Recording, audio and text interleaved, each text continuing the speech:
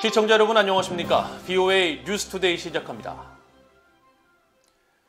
최근 미국 바이든 행정부가 범정부 차원의 랜섬웨어 대응에 나서면서 국무부는 북한의 악의적인 사이버 활동이 미국 등 전 세계의 위협인 만큼 국제사회의 협력이 필수적이라고 밝혔습니다. 이런 가운데 재무부의 윌리 아데예모 부장관은 북한이 약 13억 달러어치의 가상화폐 등을 탈취했다고 지적했습니다. 첫 소식 박형주 기자가 보도합니다. 미국 국무부는 북한의 악의적인 사이버 활동이 금융기관을 비롯해 전 세계의 위협이라며 이를 막기 위한 국제사회의 협력을 강조했습니다. 국무부 대변인실 관계자는 백악관이 지난 2일 한국 등 35개국과 랜섬웨어 대응회의를 개최한 것을 계기로 북한의 최근 사이버 위협을 평가해달라는 VOA의 문의에 이같이 답하면서 북한의 악의적인 사이버 활동은 미국과 전 세계 국가들을 위협하며 특히 금융기관의 중대한 사이버 위협을 야기하고 사이버 간첩 활동에 대한 위협도 여전히 계속되고 있다고 지적했습니다. 이어 북한은 파괴적인 사이버 활동을 단행할 수 있는 능력을 보유하고 있다면서 북한의 사이버 위협에 대한 미국 정부의 기존 평가를 재확인했습니다. 국무부는 그러면서 북한이 제기하는 사이버 위협을 완화하기 위해 국제사회와 네트워크 방어자, 일반 대중이 경각심을 유지하고 협력하는 것이 필수적이라고 강조했습니다. 재무부의 월리 아데예모 부장관은 사이버 공격을 통한 북한의 불법 금융범죄 문제를 지적했습니다. 아데예모 부장관은 4일 블록업체와 가상화폐 전문기업인 채널리시스가 주최한 행사의 화상연설에서 랜섬웨어와 가상화폐를 통한 돈 세탁 등 사이버 공간에서 벌어지는 안보 위협을 설명하면서 북한이 13억 달러어치 이상의 가상화폐 등을 탈취했다고 지적했습니다. Were the North Korean actors who stole or extorted more than $1.3 billion in fiat and cryptocurrency from financial institutions and U.S. companies. 아데예모 부장관은 이어 가상화폐 등 디지털 자산이 금융부문에 혁신을 가져올 수 있지만 범죄에 악용되는 양면성이 있다며 재무부와 관련 업계의 협력을 통해 이런 문제들을 적절하게 해결해야 한다고 강조했습니다. 앞서 재무부 해외자산통제실은 지난 9월 랜섬웨어 피해자들의 몸값을 지불하는 것도 제재의 대상이 될 수 있다는 내용이 포함된 랜섬웨어 주의보를 발령한 바 있습니다. 재무부는 주의보에서 2017년 150개국 30만 대 컴퓨터를 감염시켜 역대 최악의 랜섬웨어 사건으로 기록된 워너크라이 2.0의 배후로 지목된 북한 연계 해킹 조직 라자루스와 이들의 하위 조직인 블루노로프와 안다리엘 등 3곳이 특별 지정 제재 대상에 오른 사실을 상기시켰습니다. 또 랜섬웨어 관련 활동을 실질적으로 지원하거나 후원 또는 재원과 물질, 기술을 지원하는 인물 등을 제재해왔고 앞으로도 그럴 것이라면서 북한 정찰총국 소속 해커인 박진혁과 전창혁, 김일 등 3명에 대한 미국 검찰의 기소를 사례로 들었습니다. 바이든 행정부는 랜섬웨어 등 사이버 위협을 주요 국가안보 사안으로 다루며 적극 대응하면서 특히 정부와 관련 민간 분야와의 협력, 그리고 주요 동맹국을 비롯한 국제사회와의 공조를 강조하고 있습니다. VOA 뉴스 박형주입니다. 서아프리카 국가인 나이지리아가 대북 제재 이행을 위해 북한발 화물 도착 시 경보 가동 체계 운영 등 다양한 노력을 기울이는 것으로 나타났습니다. 국제 자금 세탁 방지 기구는 4일 나이지리아에 대한 상호 평가 보고서에서 나이지리아의 중앙은행과 금융정보국 등이 자국은행과 금융기관들에게 유엔 안보리 대북 결의와 관련한 주의보를 2016년부터 여러 차례 발령했다며 여기에는 대북 제재 결의 이행 요구 내용과 제재 대상으로 지정된 개인과 기관, 선박들의 목록 등이 포함됐다고 밝혔습니다. 보고서는 또 나이지리아 세관이 북한발 화물이 도착하는 즉시 경보를 울리는 체계를 가동해 관계 당국이 제재 위반 등 불법 여부를 파악할 수 있는 상태라고 전했습니다. 또 나이지리아 주재 북한 대사관에는 직원 15명이 근무 중이며 이들의 금융 계좌에 대해서도 정기적인 조사가 이루어지는 것으로 전해졌습니다.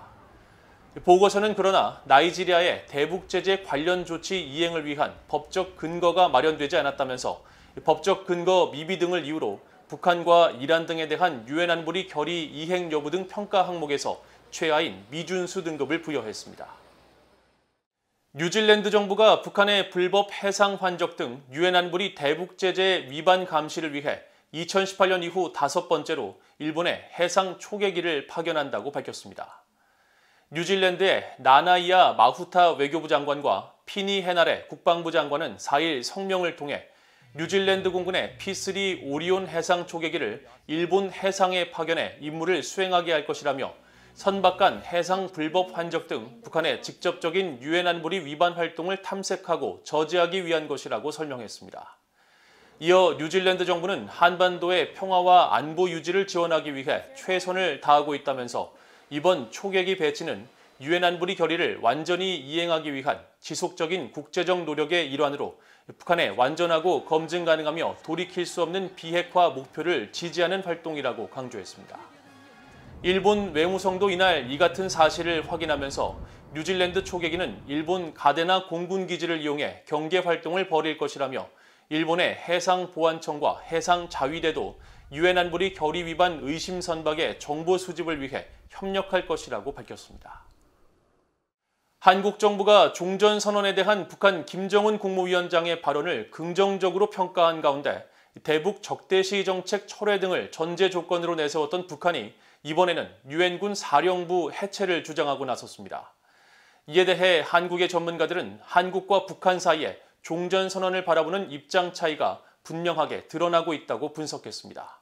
함지하 기자가 보도합니다. 한국 청와대 고위 관계자는 문재인 한국 대통령의 유럽 순방 기간인 지난 3일 헝가리 부다페스트에서 기자들을 만나 김정은 북한 국무위원장의 종전선언 언급에 의미를 부여했습니다. 앞서 김 위원장은 지난 9월 최고인민회의 시정연설에서 불신과 대결의 불씨 요인들을 그대로 두고서는 종전선언을 해도 적대적 행위가 계속될 것이라며 쌍방 존중 보장과 불공정한 이중적 태도, 적대시 정책들부터 먼저 철회돼야 한다며 종전선언에 대한 전제 조건을 달았습니다. 이후 북한의 유엔 주재 김성 대사는 지난달 27일 유엔 총회 사위원회 회의에서 미국이 유엔군 사령부를 불법적으로 설립했으며 미국의 유엔사 유지 고집은 한국에 대한 점령을 정당화하기 위한 것이라고 주장하며 즉각 해체를 요구했습니다. 한국의 민간 연구기관인 한국국가전략연구원 문성묵 통일전략센터장은 정치적 선언으로 추진하고 있는 한국의 종전선언 구상이 북한의 의도와는 다르다는 게 거듭 확인됐다며 북한이 종전선언을 악용할 수 있다는 미국의 우려에 힘이 실릴 것이라고 분석했습니다. 결국 종전선언이 미칠 위험, 다시 말하면 한미 동맹에 미칠 부정적인 영향, 특히 주한미군, 한미연합연습, 유엔사도 포함해서 그동안 북한의 주장을 생각했을 때 이런 부정적인 영향들을 우려하고 있는 건 분명해요. 박원곤 이화여대 북한학과 교수는 한국 정부는 종전선언을 비핵화 협상 재개의 마중물로 삼겠다는 입장이지만 북한은 종전선언을 통해 제재 해제를 유도하고 주한미군 철수와 유엔사 해체, 미한동맹 흔들기에 동력으로 활용하겠다는 의도를 드러내고 있다고 지적했습니다.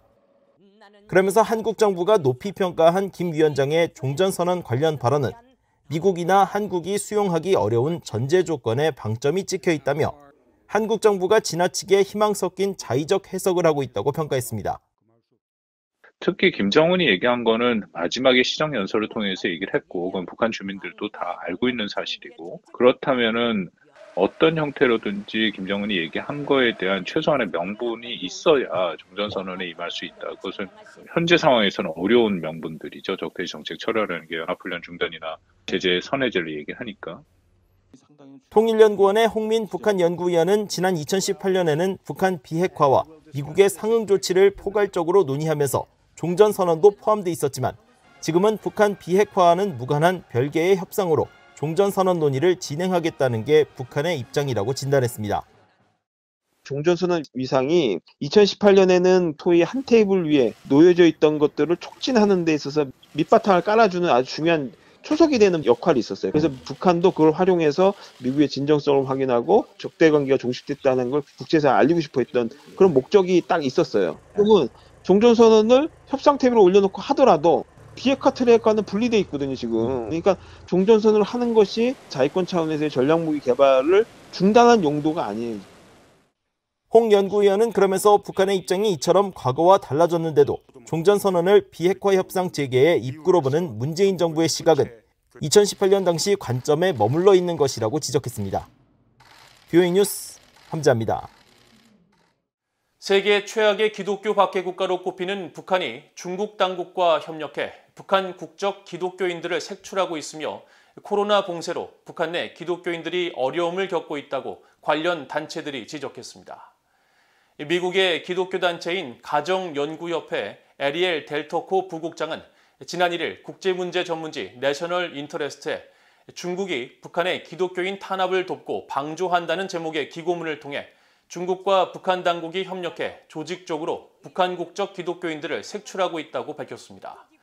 델토코 부국장은 특히 북한 정권의 목표는 북한에서 기독교인으로 살아가는 것을 불가능하게 하는 것이라며 국가 보위성이 기독교 신앙을 가진 것으로 의심되는 사람들을 추적해 체포하며 보위성 요원들이 기독교인들을 찾아내는 주요 방법은 중국 당국의 도움을 받는 것이라고 지적했습니다.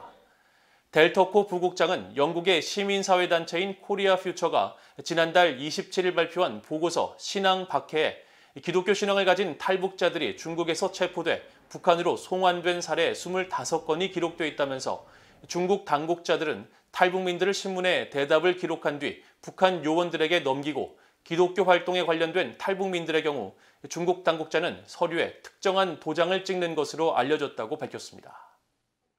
한국에서 대북 정보 유입 활동을 해오던 민간단체 노체인이 문재인 정부의 대북 전단 금지법 압박 때문에 최근 본부를 워싱턴으로 옮겼다고 밝혔습니다.